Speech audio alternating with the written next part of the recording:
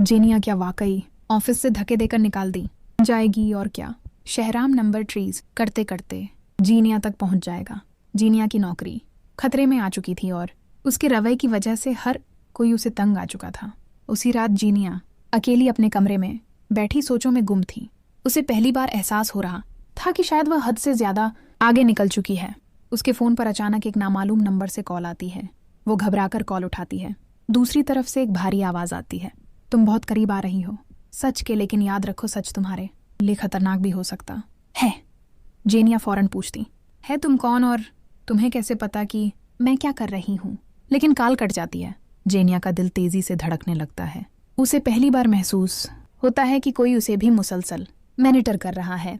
अगले दिन ऑफिस में सूरत हाल मजीद खराब हो जाती है। बांस ने एक हंगामी मीटिंग बुलाई होती है। जेनिया भी वहां मौजूद होती है। बांस सर्द लहजे में कहता है, आज के बाद या तो तुम अपना रवैया बदल लो या फिर ये कंपनी तुम्हारे बगैर आगे बढ़ेगी।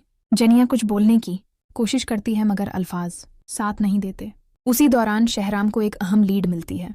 उसे एक मुश्कूक ईमेल मिलती है जिसमें इंसाफ होता है कि तस्वीरें लीक करने वाला शख्स ऑफिस के ही अंदर से है। शहराम फौरन तफ्तीश शुरू कर देता है। दूसरी तरफ जेनिया को भी खुफिया तौर पर एक यूएसबी मिलती है जिसमें कुछ ऑडियो रिकॉर्डिंग्स होती हैं। जब वह उसे सुनती है तो उसके होश उड़ जाते हैं। उसमें ऑफिस के चंद अहम लोगों की गुफ्तगू होती है जो इस पूरे स्कंडल के पीछे होते हैं। जेनिया कांपते हुए कहती है, तुम मतलब ये सब मेरे खिलाफ एक प्लान था। इधर शहराम भी उसी नतीजे तक पहुंच रहा होता है कि असल मुजरिम कोई बाहर का नहीं बल्कि अंदर का ही कोई करीबी शख्स है। कहानी अब एक ऐसे मोड़ पर आ चुकी है जहां हर कोई मशकूक है और हर राज आहिस्ता आहिस्ता खुलने वाला है।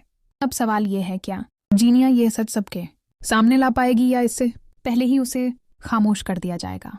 जीनिया के हाथ में जब वह यूएसबी आती है तो उसकी जिंदगी मजीद अलझ जाती है। वह किसी को कुछ बता नहीं पाती और अंदर ही अंदर टूटने लगती है। इसी दौरान शहराम अपनी तफ्तीश को मजीद आगे बढ़ाता है। इसे ऑफिस के एक पुराने रिकॉर्ड रूम से कुछ ऐसे कागजात मिलते हैं जिनमें वास्तौर पर यह इशारा होता है कि यह सारा मामला अचानक नहीं हुआ बल्कि पहले से प्लान किया गया था।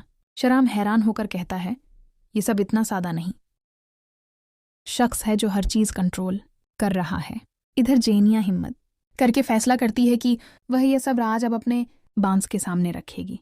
वह सीधी ऑफिस जाती है लेकिन वहां पहुंचकर उसे एक और झटका लगता है। बांस पहले ही उसके खिलाफ एक इंक्वायरी शुरू कर चुका होता है।